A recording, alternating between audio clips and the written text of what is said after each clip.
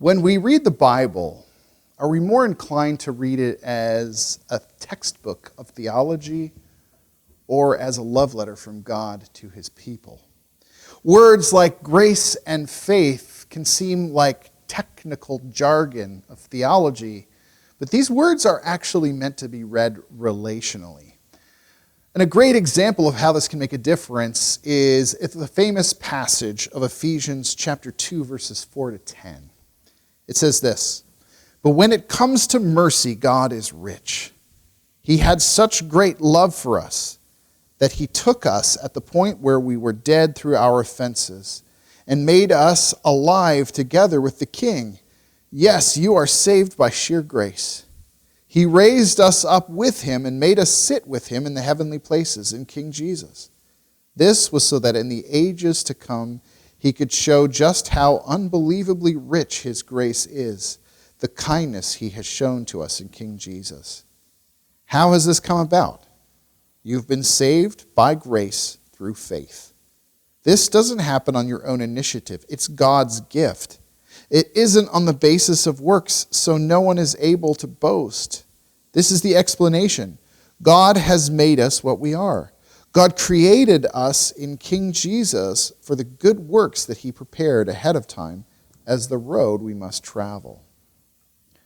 So we may be conditioned to read this really as the mechanics of how God saves people. We give him faith, he responds with grace. But really, this is meant to be read relationally. This might not be obvious to us because a lot of stuff goes unspoken because it's common information between Paul, who wrote this letter, and the church that received it. Paul uses a metaphor of how people of unequal relationship relate to one another, and that is obvious to the people. A metaphor uses something familiar to explain something that is less familiar. So we need to understand this thing that is more familiar to his original audience in order to understand what it's saying about God. So in order to do this, we're going to need a bit of a primer in how these sorts of relationships work in the ancient world. If you want more information about what I'm going to speak about this morning, I'm drawing very heavily from the book Misreading Scripture with Individualist Eyes by E. Randolph Richard and Richard James. So I'd encourage you to read that if you really want to dig deeper. It's a little bit academic, not too bad. So yes, if you want to go further, that's where you can go. So we are individualists. And that means that our primary identity is as an I. So when I think about my life, I really am concerned with what happens to me and the other individuals in close proximity to me. So my loved ones, my family, my friends, the people I go to church with. And we prize self-reliance. This is probably a privilege that people who live in an affluent society can afford to do. We don't need other people, we reason, and so we like the idea of a person who doesn't need the help of other people. But this is actually an historical outlier to be individualistic and self-reliant. Individualism is not something that really took root until after the Enlightenment of the 17th century. And it still today is really only the norm in the Western world, in like Australia, New Zealand, Western Europe, and North America. In Asia, for example, people are still highly collectivist. And in the ancient world, people were collectivists. Their identity was more grounded in the we than in the I. And they weren't about not needing anybody else. Rather, they relied on one another as a survival strategy. You helped other people because eventually you were going to need their help. And so if your neighbor comes to you and says, "Hey, I just had unexpected visitors drop in. I got nothing to feed them. Can you lend me some flour?" Even if it was an inconvenience to you, you gave it to them. Because you know that unless everybody helps the other person out who's in a pinch, then people aren't going to be there for you when you're in a pinch. But there were some problems that were just too big to take care of with just your friends and your neighbors. In that case, you might have to be seeking the help of a person with greater connections or more resources. So sociologists looking at this phenomenon call it patronage or patron-client relationships. The lesser person, the client, would seek out help from a higher status person to help them with their trouble. And the patron might be induced to help because to do so would give them higher status in the community. So rather than trying to explain this in academic terms, let's just make a story about it. Rufus is a Greek manufacturer of garments, and he makes garments out of cotton. But suddenly, because of a crop failure, cotton's getting really hard to come by, and he just can't get any. And if he can't get cotton, he can't do his job, and his livelihood is threatened. Well, none of his neighbors can help him find a supply of cotton. And so he asks his friends and his neighbors if they know anybody or know anybody who knows anybody and who knows anybody who might be able to help him. And it turns out that his uncle's friend's acquaintance knows Phoebe, who is a well-connected merchant. And so Rufus decides that he's going to go and ask Phoebe for some help. So he goes to Phoebe's house one morning and gets in a line of people waiting to ask her for favors. If you've ever seen the Godfather movie, it's kind of what's happening during the wedding scene there, where people are waiting to see Don Corleone, except here it doesn't involve organized crime or anything. So he gets in this line, and when it's his turn to talk to Phoebe, he explains the predicament he's in, and Phoebe says, yeah, I think I can help you with that. I'll make some connections with some of my other merchants, and we can find you a supply of cotton at a reasonable price. So she's done him this favor. It's not like he can pay her back for it. So we might call this an unmerited favor. The Greek word to describe this would be charis, which we translate in our Bibles as grace.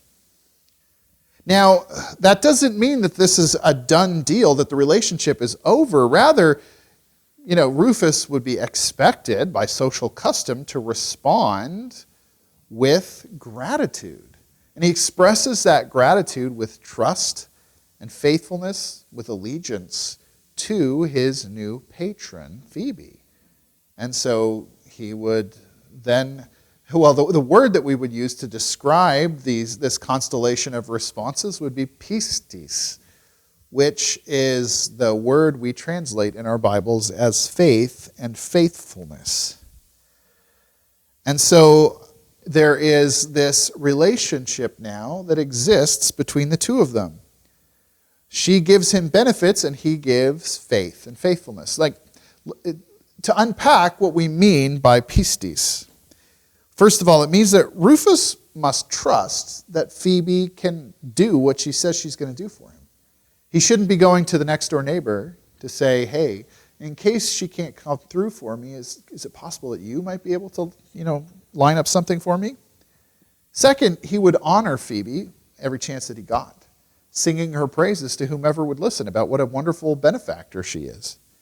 And third, he would offer to serve, to provide as a token of his gratitude. So he'd get into that line every morning. And many of those people go through that line. It's just like, hey, is there anything you need from me today? Nope, okay. And they're gone. And that's what he would do. He would go in. And if he's got any problems, he would continue to bring those problems. She's his first stop. But he also goes in when he doesn't have problems just to see if there's anything that he can do for her. She might say, actually, yes, I have another client who needs the skills that you might have, and so I'd like you to do that for me. But it's not like a one-for-one quid pro quo sort of thing. It's just she does him favors when he needs favors, and he does her favors when she needs favors that a person like him can do. Now, this is an idealized picture of patronage relationships. Sometimes they were far more self-serving and less altruistic than what we've laid out. But Paul uses that ideal to help shape their understanding of this metaphor. Because whatever patron you had, No matter how connected, how rich, how skilled, there were some problems they couldn't help you with. The biggest, of course, is that you're going to die. Sometime you are going to die. You are under the effects of sin and corruption and death. But God is the one patron who can deliver you even from this problem. What a patron. And while many patrons could be picky about who they would take on, God will take on anyone who will come to him. But like in all other patronage relationships, we are expected to express gratitude with trust and loyalty and allegiance to God. So we misunderstand this passage when we view it without the cultural understanding. We tend to see it as a commercial relationship. We give God something and he gives us something. It's a transaction. I give him a sinner's prayer and he gives me a life of eternal bliss. It's a really good deal, but we think of salvation as once and done. But when we do that, we are reading our own cultural expectations onto what Paul is saying. But if we really want to understand what he's trying to say, we need to understand what his cultural expectations are so that we can read those out of the passage. So Paul's gospel could be seen as God is a great patron giving us salvation and expecting us to respond with faith. This diagram can help us understand a little bit of the difference between the way that we might be inclined to see what God does for us versus people in this cultural context. We look at this, of course, as I give God faith and he gives me salvation. One and done. Bang. Like, yes, we might have a continuing relationship with him, but we've established this relationship and that's sort of the basis of everything. But if we look on the right-hand side, what we see is that God gives us this initial act of grace and we respond with faith. And he continues to respond by giving us grace, and we continue to respond by giving him faith. And so rather than a one-and-done relationship, there's an ongoing relationship of giving and sharing. And so that's what God is trying to tell us. But if we have a misunderstanding of what faith is, if we simply reduce it to believing an idea, then we are distorting what the message is here. It's not about believing something, it's about having a certain posture towards God in our relationship with him. Further, our relationship with God also affects our relationship with other people. The daily check-ins with Phoebe that Rufus does are kind of like our prayers to God. If Rufus gets in the line and says, "Hey, Phoebe, is there something that you can do for me?" And she's like, "Oh yeah, Aristarchus needs some clothes. Can you help him out with that?" "Yeah, sure." So with God, we can pray to him, "God, I thank you for a new day. Is there anything that I can do to serve you today?" And God might say, "Yeah, go talk to Bob. Bob needs some help with something or other." And you can show your love and devotion to God by obediently loving and serving the people that he has, his clients, not just myself. So, what does this all have to do with the way that we want to live our life? Well, first, it affects how we see God. Many people in our culture have very unhelpful ways of seeing God. They see him as an obsessive rule enforcer who just wants to keep me from having any fun. He must want to dominate things really bad.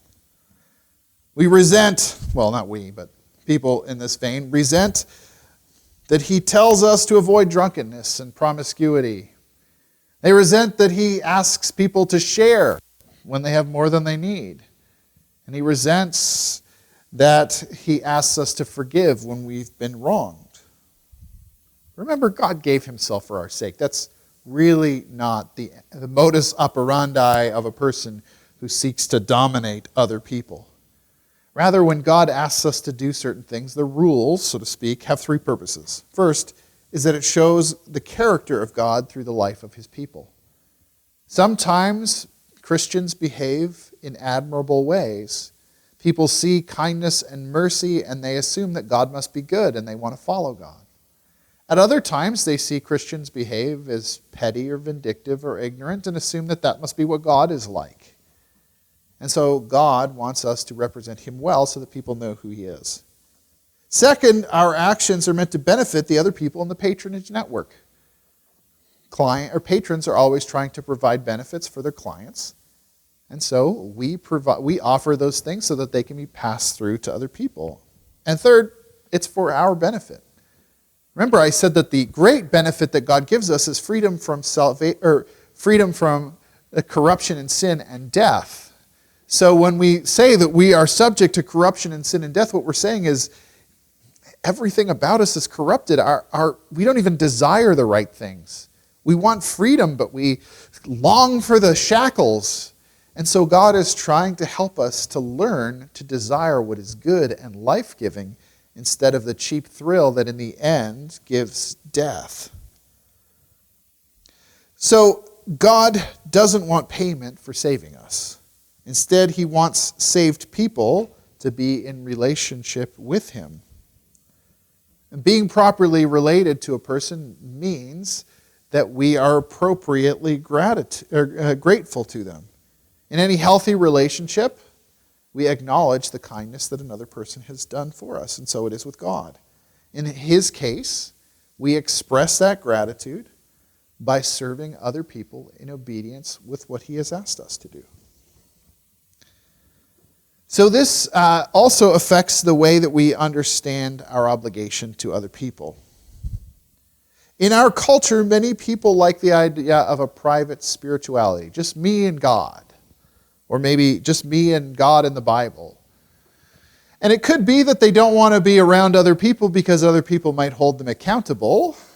Or it could be that they've been hurt in relationships with other religious people, and so they'd just rather not get in relationships where they might get hurt again.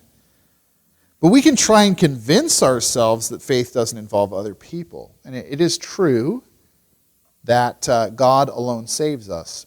But that isn't true to say that then we don't need other people in the exercise of our faith. God saves us not just for a relationship with himself, but a relationship with his people.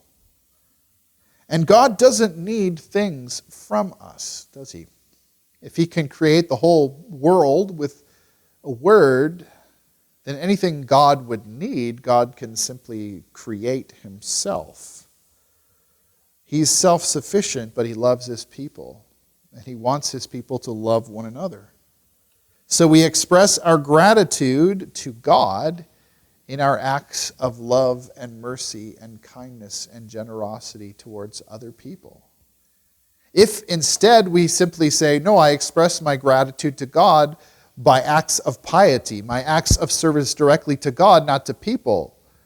Things like reading my Bible more and praying more, but not serving people, then I'm missing the boat. Jesus repeatedly rebukes the religious leaders for this attitude, that their observance of the law takes a front seat and the mercy to other people a back seat. And he quotes Hosea 6:6, "For I desire mercy, not sacrifice, and acknowledgement of God rather than burnt offerings."